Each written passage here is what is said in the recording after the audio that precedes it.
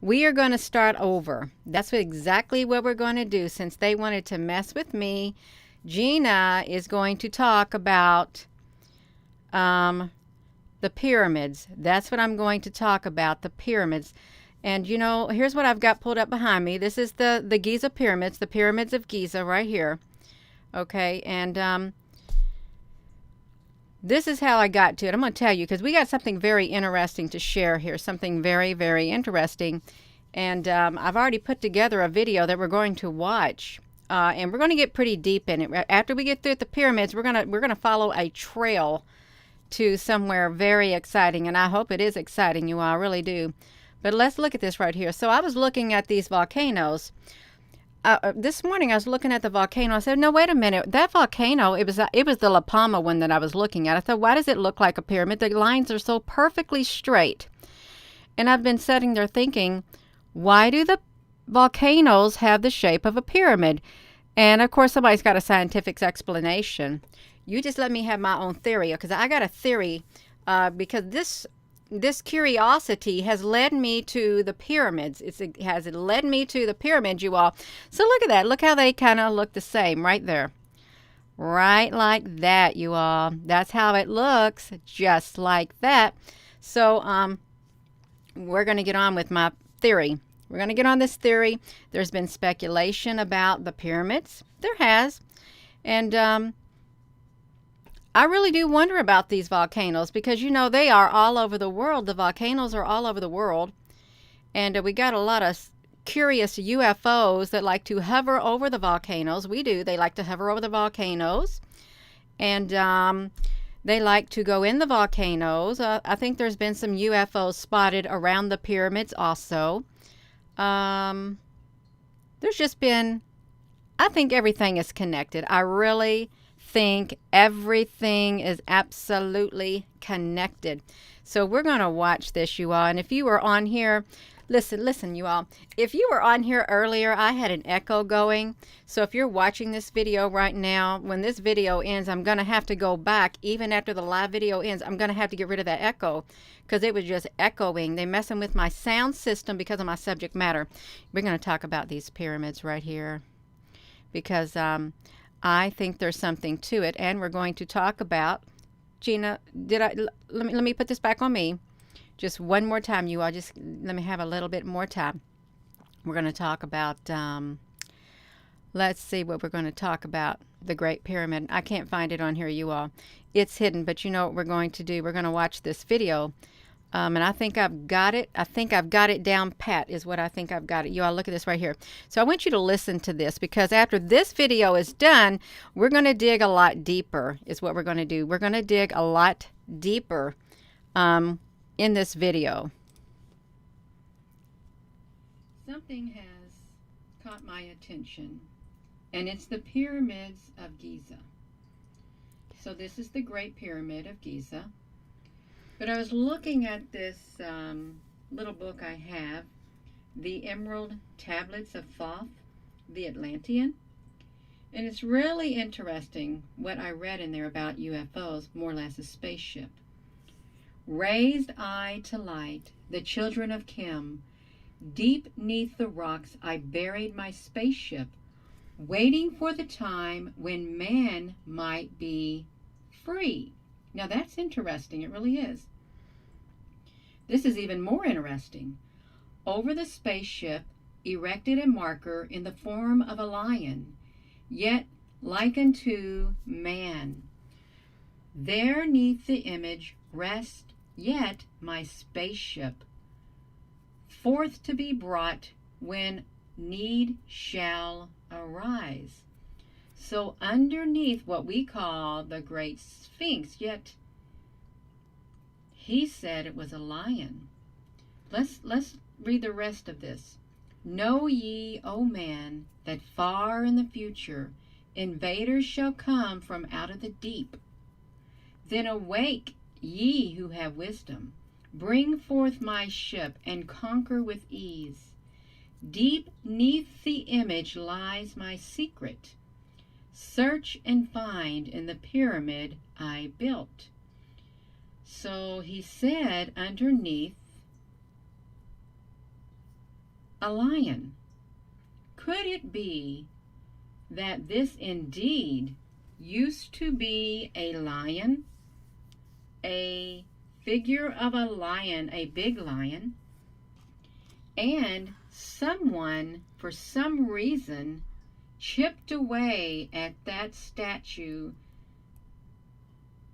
and carved a different face? Could it be? Because really, if you think about it, the legs extend so far out and they're great big lion's feet. I am beginning to think that somebody has rewritten history, chipped away at that image that we know today as the Great Sphinx. And they've rewritten history. They recreated history to retell history. That's what I'm thinking. Because these legs, look how big the legs would be. And the body, we know a lion has a long body. But to put the image that they did on top of it, I think it's very plausible. I really do, to say that they chipped away at the lion that was there. Chipped away completely. Look at this. Big lion's feet. And then, boom, they thought, oh, we think we'll just chip away and just put this face right here, and they'll never know that there really was a lion there. That's what I'm thinking. And if that be so, we must ask ourselves, why? Why would you change the image if there was nothing to it? Why would you want to go back and rewrite the history, recarve out the history to match a certain narrative? See, that's the question. Why? I think I know why, and I think a lot of other people know why. That there must have been truth in what was written, and they didn't want to talk about the lion that was right here. They didn't want people to know about the true history, so they wrote their own history. And then you have to ask, who is they? Who are they? Why did they do it? Why did they do it? Why take a massive statue like that, which obviously looked like a lion, and carve out a different image? That's the question. Now let's think about this. I'm going to show some more pictures that I just gathered off the internet in a search. You can search and you can find all kinds of images for documenting what we're looking at. So if this was buried beneath the sand, the body and stuff, you imagine how many thousands of years probably that it's been sitting there. But then the head of it, look at the head. The head really does not look like it belongs. I'm just being honest with you. It does not look like it belongs at all. And it looks like they went through great lengths to do that. To like, I really do think that they put a different head on this, and that it used to be. Now look at this. They look like aliens. Look at the reconstruction that's being done. And everybody is coming to get their pictures taken.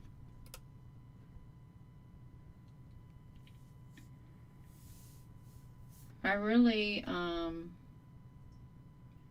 do wonder, because I feel deep within my spirit there is something very, very wrong with this version of history. I really do. There's something else that I find interesting are all the books and or movies that have a lion in it as the king. Okay, that's what I'm thinking of. And then you have this from the Bible. One of the elders said to me, "Weep no more. Behold, the lion of the tribe of Judah, the root of David has conquered. And then you have the movie The Lion King. So why do they depict lions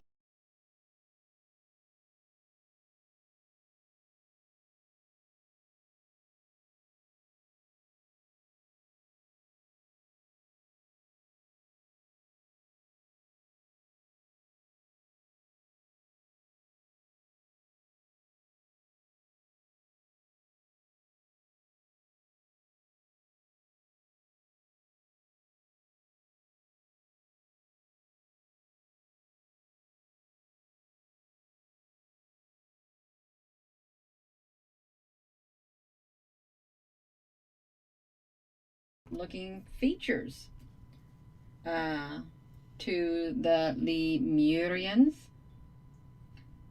But you know, everything is so interesting. And why would these maps even exist? Why would there even be talk about the ancient Lemurians? Um, why would there even be talk about it if there was not some type of truth to it? Do we really have a history that has been hidden? I really am beginning to think, yes, and there's so much that has been hidden. So you're all telling me that the volume was low and then the volume was off during this video? Because I'm not going to be surprised at all if that indeed has happened. I'm not going to be surprised at all. So I don't know where it went off at, but I'm going to play this one part right here because this is, okay, maybe it went off around here. Let me play this off because I think I started. Interesting are all the books and or movies that have a lion in it as the king. Okay, that's what I'm thinking of. And then you have this from the Bible. One of the elders said to me, "Weep no more. Behold, the lion of the tribe of Judah, the root of David, has conquered." And then you have the movie The Lion King. So why do they depict lions as kings? Then I wonder, what is the significance of this lion gate?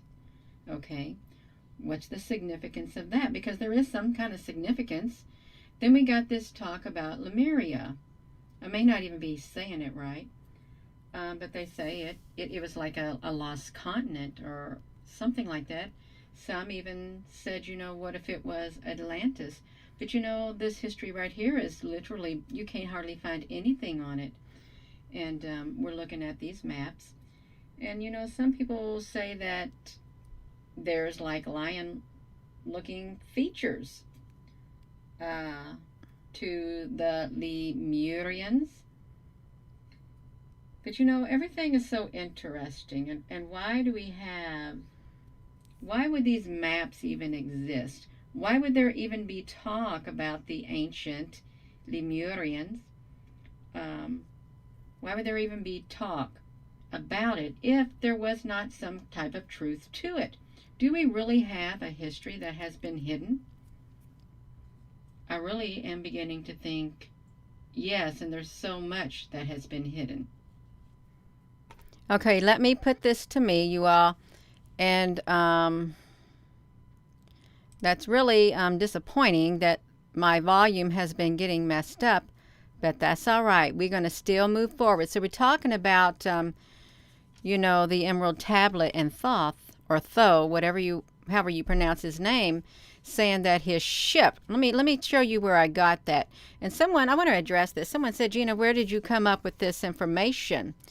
Well, if you tuned in at the very front of the video, if you did, I was looking at the volcanoes, a volcano at La Palma this morning, and I was sitting there staring at the edge of the volcano, and I thought, this volcano is so straight. It has such a straight edge, just like a pyramid. And I just kept staring at it, and I kept thinking about these volcanoes and how they look like pyramids. So then I got led over to the pyramids. And then one thing led to another, and then I remembered in the book that I had, the Emerald Tablets. I do have one right here. You can see it. I got it a while back. I remember that he said that he had his ship underneath the Sphinx. And then when the time came, I'm going to take you all over here. When the time came, I've pulled up this place right here from the tablet. Here, like, look at this right here. So you all could see where it came from the tablet 5 of the Emerald Tablets of Thoth, or Thoth the Atlantean. He says, talking about, look at this, talking about the mention of a spaceship beneath the Great Sphinx, the Sphinx, the Great Pyramid. And then something like a key of 7. But here's what I found interesting, because this is what I was remembering that I read. Right here. Raised I to light the children of Kim. Deep neath the rocks I buried my spaceship, waiting the time when man might be free. Okay? So this is like this. Over the spaceship erected a marker in the form of a lion, yet unto a man. There neath the image rests my spaceship, forth to be brought when the need shall arise. So that's where this part came from. We're going to go back here, y'all, because this is pretty interesting. I'm going to go somewhere with this. Look at this. So know ye, O man, that far in the future invaders shall come from out of the deep. So he is talking about there's going to be some invaders that are going to come out from the deep. And I'm thinking, is it the deep space, or is it deep within the earth, or is it deep in the ocean? See, that's what I'm thinking now. Is it from the deep? The deep of the ocean, because he battled people before. So then wake ye, he have wisdom. Bring forth my ship and conquer with ease. Deep neath the image lies the secret. Search and find the pyramid that I built. Okay, so I got to thinking about Lemuria. Since we talked about Lemuria, that's what I got to thinking about. Now I got to come over here, and I'm going to find you all be going to go somewhere with this. I'm going to find this link that I have of Lemuria. You all, this was the strangest thing. It was the strangest thing.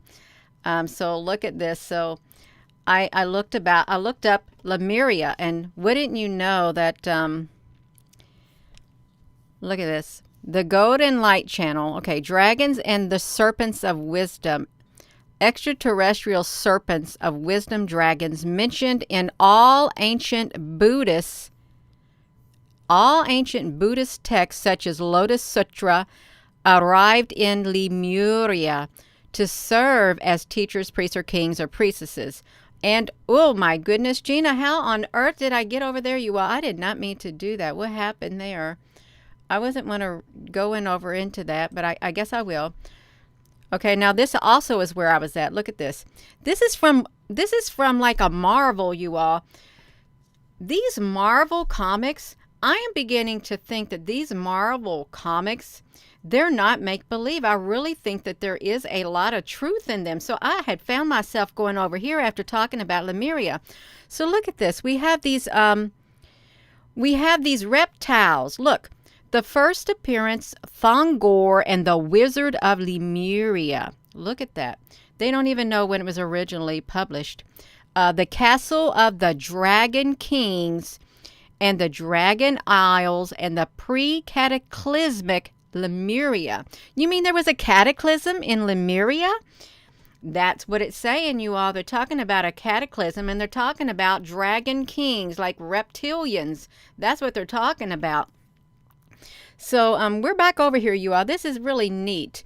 So it says that the dragon kings may have possessed enhanced human strength and or durability, but they were not specially skilled warriors. They had a knowledge of the forces of magic and unspecified, look at this, the unspecified lords of chaos. Lords of chaos. We got a lot of chaos going on in our world today, but this is really interesting. The Dragon King sought to conquer, slaughter. Here's what they wanted to do. The traits of the Dragon Kings. Get this, you all. The traits of the Dragon Kings. This is really neat. It's not nice, though. The Dragon King sought to conquer, slaughter, and enslave humanity and give the earth over to their lords of chaos. The exact origins of the Dragon Kings are unknown, but they are the descendants of Set, whoever that is. I have no idea. So we have these Dragon Kings, and if they were from Lemuria, and Lemuria sank after a cataclysm, because there was a cataclysm that came to Lemuria. See, a cataclysm. And if you've read the Emerald Tablets, I'm sure you know what's happened, how come that cataclysm came and stuff like that. But I found this really interesting, that some of the Dragon Kings, some of them escaped the Holocaust at the Grimstan Firth and long lay hidden. So look what they eventually, here's what these Dragon Kings, these reptiles, these reptilians, I'm talking about reptilians who have human-like whatever. These reptilians escaped according to this Marvel thing, and I don't think it's fiction. I really don't. We're talking about Lemuria. They began to plot a return in which they might bring their masters, the lords of darkness, to earth. They want to bring the lords of darkness to earth. Look at that right there, right in our faces. And we got some darkness that's literally coming to earth. Look at that. They had blasphemous worship. But here's what happened. They were against the gods. They hid in inner sea, Neo-Shindus, the mountainous heart of the continents, inner sea. So if they say inner sea, do you think it means the deep? Do you think it means the deep? They hid 1,000 leagues east from Patanga, right here, 1,000 leagues east from Patanga. Okay, they hid an inner sea of Neo-Shindus. Look at that. The mountainous heart of the continent. So, and they're talking about this, look at this, the Wizard of Lemuria. So they escaped is what had happened. But here's what the Dragon Kings wanted to do. The Dragon Kings, here's what they want. They want to arrive, they would arrive on Earth and wipe humanity from its face. They wanted to wipe humanity from the face of the earth. The Dragon Kings did. But it says like this, as the hour arrived, the faces of the Lord of Chaos could be seen they could be seen beginning to pierce the heavens above. And this is what happened. They got stopped. They was gonna raise their blade to sacrifice somebody. Okay, that's what was going to happen. But guess what? They got stopped because this person called the Father Gorm struck from the heavens, leaving naught but ashes where the Dragon Kings had stood a moment before. Gorm did not like the Dragon Kings. They didn't. See, look at these Dragon Kings. They're right there. They literally are the reptilians that's what they are. And they were wanting to bring the lords of darkness, okay? So if they had their inner sea, okay, inner sea right there. Let's go back to this. So look at this right here. It says, "Know ye, O man, that far in the future invaders shall come out of the deep." Could it be those people? Could it be these Dragon Kings, these reptilians that are under the sea? Could it be them that are in volcanoes? Could it really be? Could they have their stuff in the volcanoes? Because, we see UFO ships that literally they hover over the volcanoes. They fly into the volcanoes. And there is talk of like the jinn, these interdimensional beings and stuff like this. They're coming out of the volcanoes in the like steam, like I can't even explain it, like plasma, like these. This is all weird, but when I saw the volcano, I immediately thought about the pyramid, and that's why I thought, if that was supposed to be a lion, it literally looks like they chipped away at the lion and put a little bitty head on a great big body. That's what it looked like to me. And I thought, no, this cannot be. So I've made a list of something that I'm going to talk about. So then, there's talking about, they have these lords of the night. They have lords of the night. Let me come over here, you all. I'm trying to throw it all together. So is what I'm trying to do. So look at this. So you have you can come over here. That has something called the Dragon Kings, and you know what? Here's how they classify them: humanoid reptiles. Humanoid reptiles. The reptiles. Okay, and there's this whole entire list from this Marvel thing that you all might find very interesting right here. Hidden races. Somebody has went to great lengths to put together all the different races that are hidden and unhidden. All of them. And there's so many. Look at this. Look at this. So this is an unknown world. Ancient tribe in 1955. Ancient tribe of giants living deep in the Amazon area of Brazil. Discovered by anthropologists in the 1950s. Forced to return to life every 3,000 years to witness the coming of Garson's comet. Look at this, you all. This is so interesting. They've even got these, they got dates for all this stuff.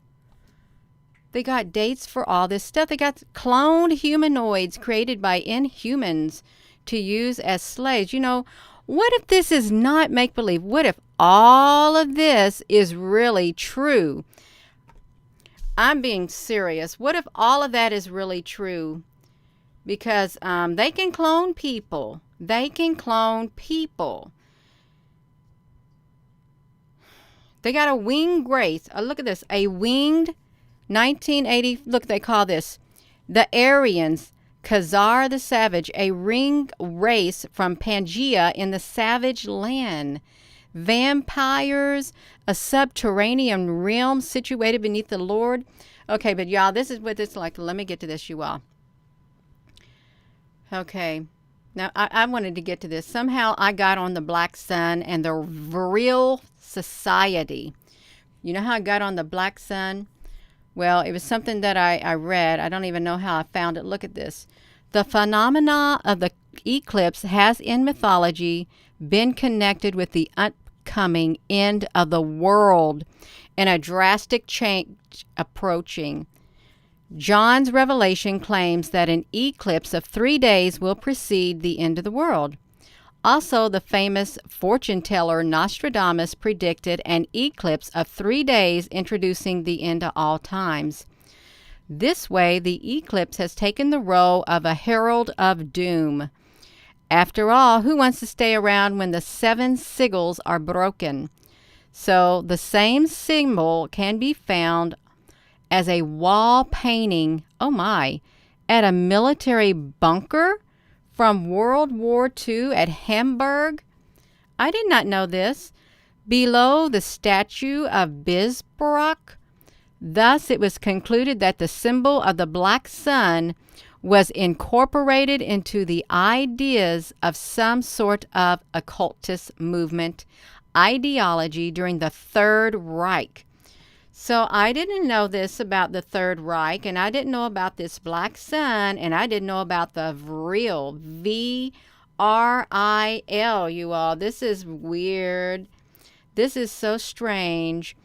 Although this speculation is somewhat reasonable, I have not been able to find substantial proof for verifying this rumor, since the information about this subject is scarce and shady and mostly overshadowed by prejudice against the pseudo-cultist activities of the political elite of that time and the SS especially, in case it is mentioned anywhere at all. So yet, look at this, it might bear some significance possibly that in the Germanic mythology, the wolf Fenris is said to swallow the sun.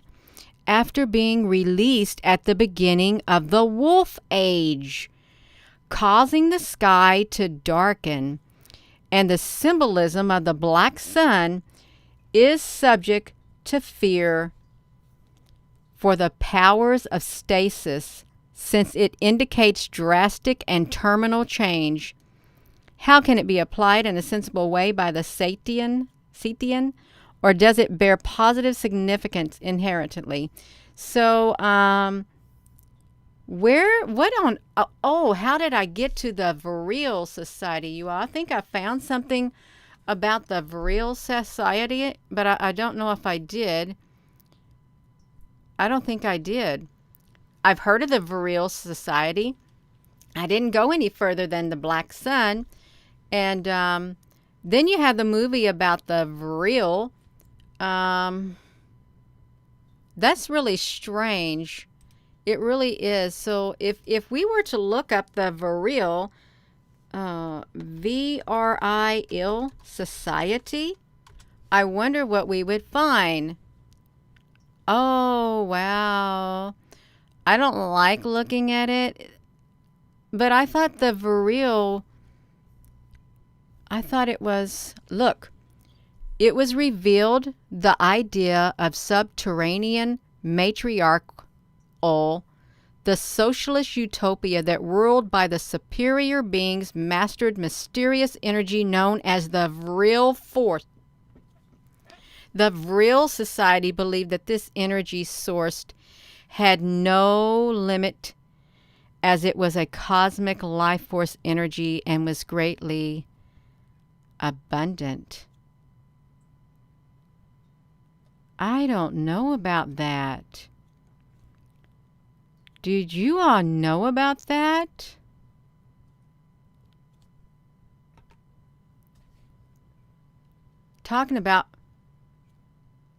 Now they're talking about magnetic energy from the earth to the brain.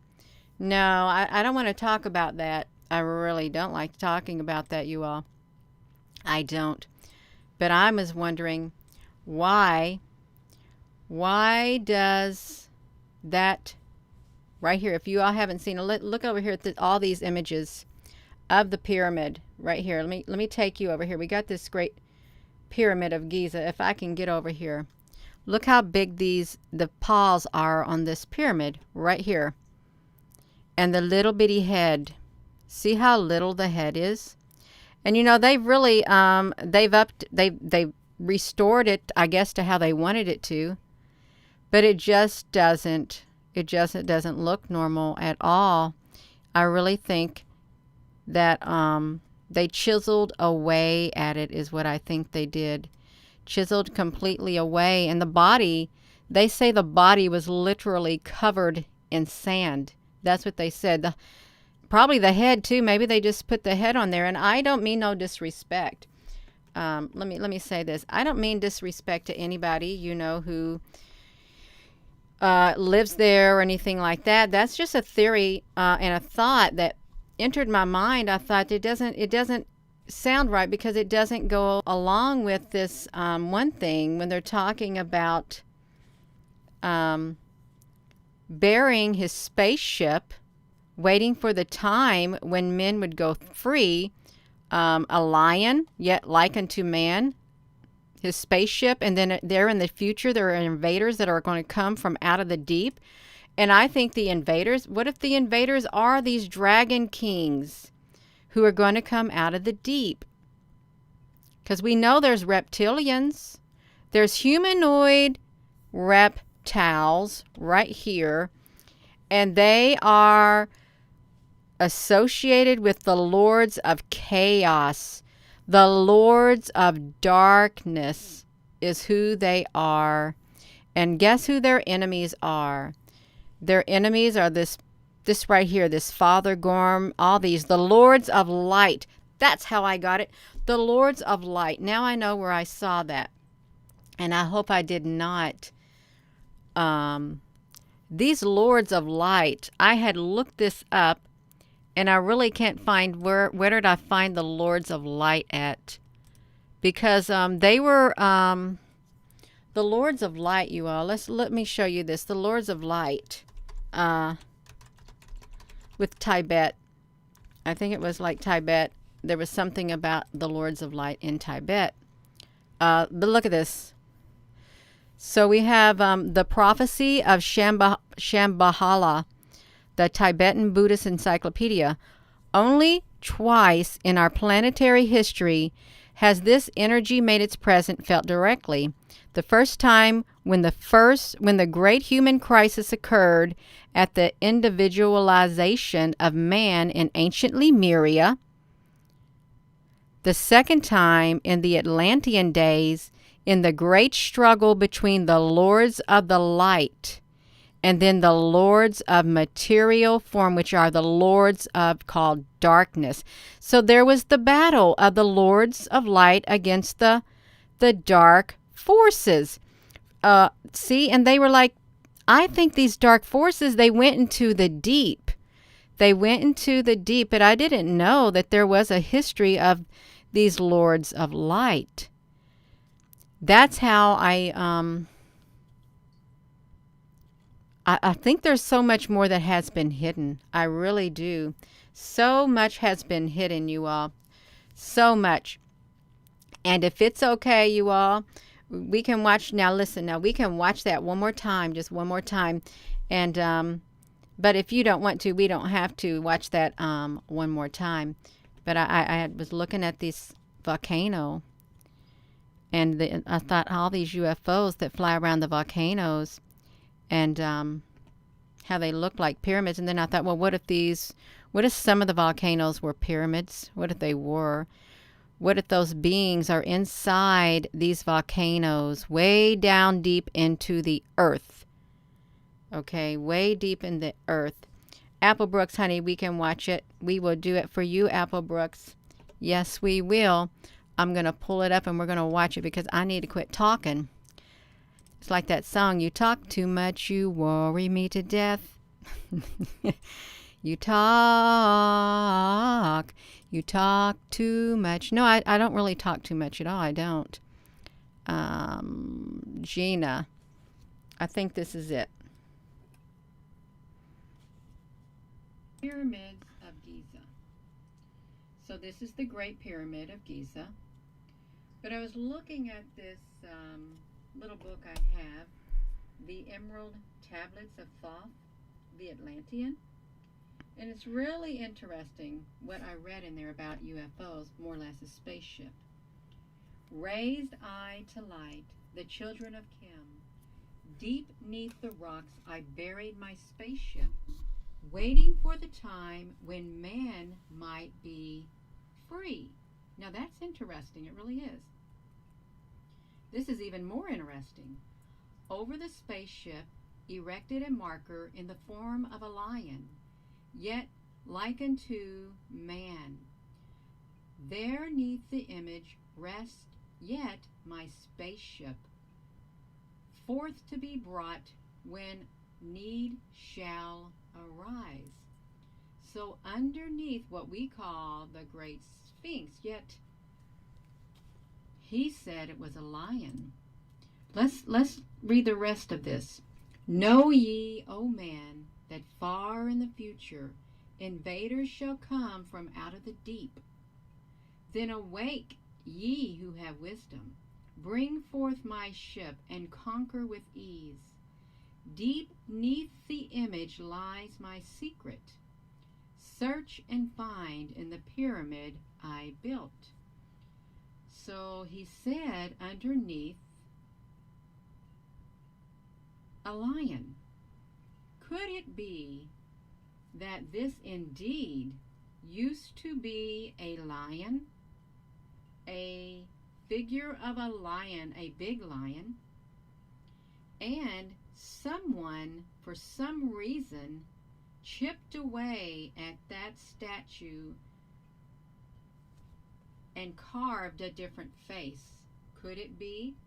Because really, if you think about it, the legs extend so far out and they're great big lion's feet. I am beginning to think that somebody has rewritten history. chipped away at that image that we know today as the Great Sphinx. And they've rewritten history. They recreated history to retell history. That's what I'm thinking. Because these legs, look how big the legs would be. And the body, we know a lion has a long body. But to put the image that they did on top of it, I think it's very plausible. I really do, to say that they chipped away at the lion that was there. Chipped away completely. Look at this. Big lion's feet. And then boom, they thought, oh, we think we'll just chip away and just put this face right here, and they'll never know that there really was a lion there. That's what I'm thinking. And if that be so, we must ask ourselves, why? Why would you change the image if there was nothing to it? Why would you want to go back and rewrite the history, recarve out the history to match a certain narrative? See, that's the question. Why? I think I know why, and I think a lot of other people know why. That there must have been truth in what was written, and they didn't want to talk about the lion that was right here. They didn't want people to know about the true history, so they wrote their own history. And then you have to ask, who is they? Who are they? Why did they do it? Why did they do it? Why take a massive statue like that, which obviously looked like a lion, and carve out a different image? That's the question. Now let's think about this. I'm going to show some more pictures that I just gathered off the internet in a search. You can search and you can find all kinds of images for documenting what we're looking at. So if this was buried beneath the sand, the body and stuff, you imagine how many thousands of years probably that it's been sitting there. But then the head of it, look at the head. The head really does not look like it belongs. I'm just being honest with you. It does not look like it belongs at all. And it looks like they went through great lengths to do that. To like, I really do think that they put a different head on this, and that it used to be. Now look at this. They look like aliens. Look at the reconstruction that's being done. And everybody is coming to get their pictures taken.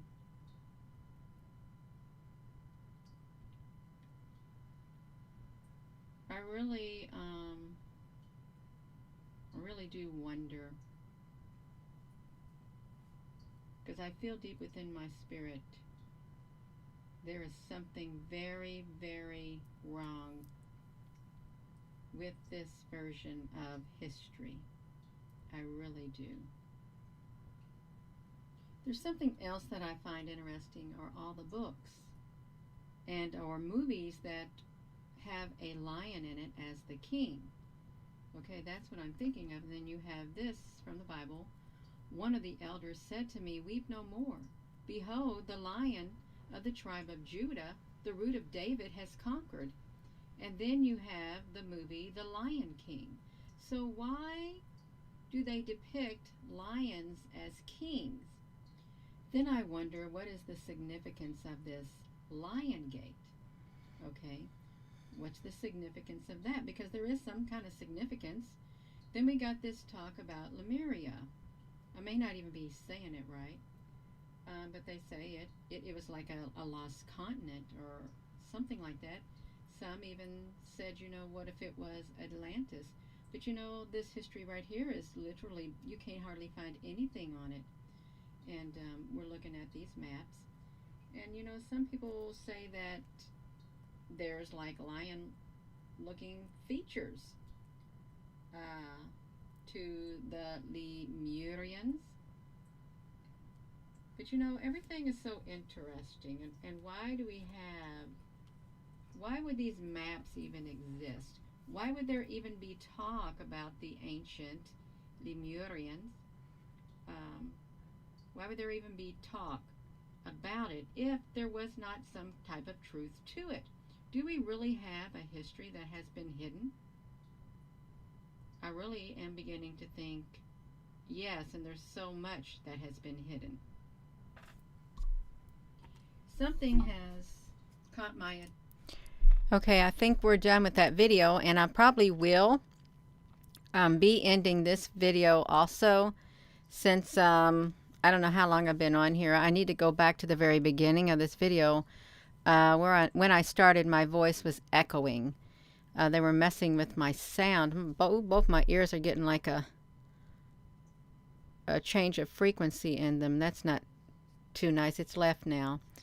Yeah, so I gotta see how bad that echo is, because I gotta trim that echo out, and I don't like that, having to go back and redo my video because of the sound. But I've heard other people have been having trouble on their YouTube channels too with sound. Imagine that. You know, they also said that some of the stones in the pyramids are tuned to the heart's frequency, something like that, and the chakra and stuff like that. So all of it's very interesting. It really is, you all. It's exciting. I'm going to come over here if I'm on here. Okay, I can see myself on here. It's great. It's wonderful. Yeah. They removed Thoth's spaceship in pieces. Yeah, that's great.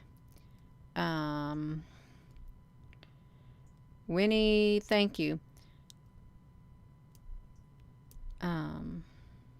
Yeah. Well, I'm going to go, you all. I just want to thank you for coming on here. Thank you, moderators, for being on here also. I hope this went fine. I really do. I was winging it. I was winging it, and I was trying to get all the pieces of the puzzle together. I've had such a busy past few days, extremely busy.